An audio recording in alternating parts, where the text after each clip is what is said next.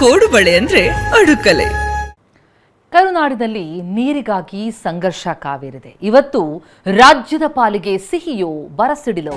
ದೆಹಲಿಯಲ್ಲಿ ಇವತ್ತು CWMA high voltage meeting ಇದೆ. ಕಾವೇರಿ ನೀರು ನಿರ್ವಹಣಾ ಪ್ರಾಧಿಕಾರದ ತುರ್ತು ಸಭೆ ಇದೆ. ನವದೆಹಲಿಯಲ್ಲಿ ಇಂದು ಮಧ್ಯಾಹ್ನ 2:30ಕ್ಕೆ ಸಿಡಬ್ಲ್ಯೂಎಂಎ ಸಭೆ. ತಮಿಳುನಾಡಿಗೆ ನೀರು ಬಿಡೋದಕ್ಕೆ ಒಪ್ಪುತ್ತಾ ತಿರಸ್ಕರಿಸುತ್ತಾ ಸಿಡಬ್ಲ್ಯೂಎಂಎ ಮೇಲ್ಮನವಿಯನ್ನು ಸಲ್ಲಿಸುವುದಕ್ಕೆ ರಾಜ್ಯ ಸರ್ಕಾರ ನಿರ್ಧಾರ ಮಾಡಿದೆ. ಪ್ರಬಲ ವಾದ ಮಂಡಿಸುವಂತೆ ಸೂಚಿಸಿದ್ದಾರೆ ಸಿಎಂ. ಸಾಂಪ್ರದಾಯಿಕ ರೆಸಿಪಿ, ಮತ್ತಷ್ಟು ಬೇಕೆನಿಸುವ ರುಚಿ. ಕೋಡುಬಳೆ ಅಂದ್ರೆ ಅಡುಕಲೆ. ಡಿಕೆ ಶಿವಕುಮಾರ್ ಕರ್ನಾಟಕ, ತಮಿಳುನಾಡು, ಪಾಂಡಿಚೇರಿಯ ಸದಸ್ಯರು ಭಾಗಿಯಾಗ್ತಾ ಇದ್ದಾರೆ.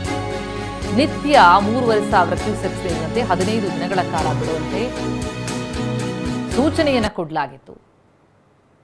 ಅದನ್ನು ಪ್ರಶ್ನಿಸಿ ಸಿಡಬ್ಲ್ಯೂಎಂಎಗೆ ಮೇಲ್ಮನವಿ ಸಲ್ಲಿಸುವುದಕ್ಕೆ ರಾಜ್ಯ ಸರ್ಕಾರ ನಿರ್ಧಾರ ಮಾಡಿದ್ದು. ಪ್ರಬಲ ವಾದಕ್ಕೆ ಸೂಚಿಸಿದ್ದಾರೆ ಸಿಎಂ ಡಿಕೆ ಶಿವಕುಮಾರ್.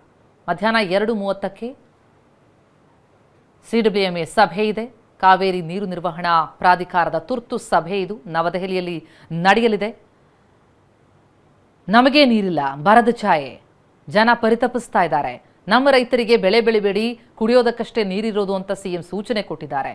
ಹೀಗಿರುವಾಗ ಪಕ್ಕದ ರಾಜ್ಯದ ರೈತರಿಗೆ ಬೆಳೆ ಬೆಳೆಯೋದಕ್ಕಿಂತ ನಾವು ನೀರು ಬಿಡಬೇಕು ಅಂತಂದ್ರೆ ಸಹಜವಾಗಿ ಆಕ್ರೋಶ ಮತ್ತೆ ಸಂಘರ್ಷ ಕೂಡ ಕಾವೇರಿದೆ.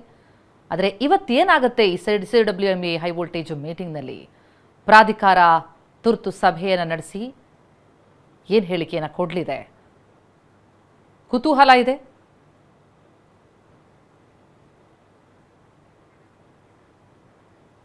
ನಮ್ಮ ಪ್ರತಿನಿಧಿ ದಿಲೀಪ್ ಈಗ ಈ ಬಗ್ಗೆ ಡೀಟೇಲ್ಸ್ ಕೊಡ್ತಾರೆ. ಲೈವ್ನಲ್ಲಿ ಜಾಯ್ನ್ ಆಗ್ತಾ ಇದ್ದಾರೆ.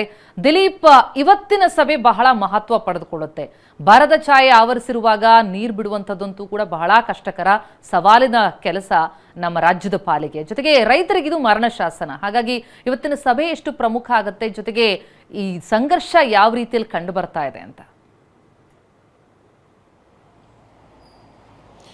ಖಂಡಿತವಾಗ್ಲೂ ಪ್ರತಿಮಾ, ಏನು CWRC ಏನೋ ಒಂದು ಆದೇಶವನ್ನು ಮಾಡಿದೆ. ಈ ಆದೇಶ ಸರಿಯಾದಂಥ ಆದೇಶ ಅಲ್ಲ ಅನ್ನುವಂಥ ನಿಟ್ಟಿನಲ್ಲಿ ಈಗಾಗಲೇ ಎಲ್ಲ ರೈತ ಪರ ಸಂಘಟನೆಗಳು, ವಿವಿಧ ಸಂಘಟನೆಗಳು ಪ್ರತಿಭಟನೆ ಮಾಡ್ತಾ ಇದ್ದಾರೆ. ಇವತ್ತು ಮೇಲ್ಮನವಿಯನ್ನು ಸಲ್ಲಿಸ್ತಾ ಇರುವಂಥದ್ದು ರಾಜ್ಯ ಸರ್ಕಾರ CWMA ಮುಂದೆ ವಾದವನ್ನು ಮಂಡಿಸಲೇಬೇಕಾಗಿದೆ. ಯಾಕಂದರೆ ನಮ್ಮ ರಾಜ್ಯದಲ್ಲಿ ಬರದ ಪರಿಸ್ಥಿತಿ ಇದೆ. ಕಾವೇರಿ ಕೊಳ್ಳದ ಪ್ರದೇಶದಲ್ಲಿ ನಿಜಕ್ಕೂ ಕೂಡ ನೀರಿನ ಪರಿಸ್ಥಿತಿ ತೀರ ಕೆಟ್ಟದ ಪರಿಸ್ಥಿತಿ ಇರುವಂಥದ್ದು. ಜೊತೆಗೆ ಬೆಂಗಳೂರಿಗೂ ಕೂಡ ಕುಡಿಯೋ ನೀರಿಗೆ ಕೊಡಬೇಕಾಗಿರುವಂಥ ಪರಿಸ್ಥಿತಿ ಇರುವ ಕಾರಣಕ್ಕೋಸ್ಕರ ಈ ಎಲ್ಲ ವಾದವನ್ನು ಅವರು ಸ್ಪಷ್ಟವಾಗಿ ಮಂಡಿಸಬೇಕಾಗಿದೆ. ಯಾಕಂದ್ರೆ ಬೆಂಗಳೂರಿನ ಜನಸಂಖ್ಯೆ ದಿನೇ ದಿನೇ ಹೆಚ್ಚಾಗ್ತಾ ಇರುವಂಥದ್ದು. ಕಳೆದ 40 ವರ್ಷದ ಡಾಟಾವನ್ನು ತೆಗೆದುಕೊಂಡ್ರು ಈಗೂ ಡಾಟಾಗೂ ಬಹಳ ವ್ಯತ್ಯಾಸಗಳು ಕಂಡು ಬರ್ತಾ ಇದೆ. ಜನಸಂಖ್ಯೆ ಕೂಡ ಬಹಳಷ್ಟು ಹೆಚ್ಚಾಗಿದೆ. ಈ ಎಲ್ಲ ವಾದವನ್ನು ಮಾಡಲೇಬೇಕಾಗಿದೆ ಪರಿಸ್ಥಿತಿ ಇರುವಂಥದ್ದು. ಆದರೆ ಈವರೆಗೂ ಕೂಡ ರಾಜ್ಯ ಸರ್ಕಾರ ಆ ಒಂದು ವಾದವನ್ನು ಮಂಡನೆ ಮಾಡಲಿಕ್ಕೆ ವಿಫಲವಾಗ್ತಾ ಇದೆಯಾ ಅನ್ನುವಂಥದ್ದು ಪ್ರಶ್ನೆ ಇರುವಂಥದ್ದು. ಯಾಕಂದ್ರೆ 40 ವರ್ಷದ ಹಿಂದೆ ಏನು ತೀರ್ಪುಗಳು ಬರ್ತಾ ಇತ್ತು ಅದೇ ತೀರ್ಪುಗಳು ಇವತ್ತಿಗೂ ಕೂಡ ಅದೇ ಪ್ರಸ್ತುತವಾಗಿ ಇರ್ತಾ ಇರುವಂಥದ್ದು. ಇಲ್ಲಿನ ಜನಸಂಖ್ಯೆ ಹೆಚ್ಚಾಗಿದೆ, ಅವರಿಗೆ ಕುಡಿಯೋ ನೀರಿಗೆ ಹೆಚ್ಚು ನೀರು ಬೇಕಾಗಿದೆ.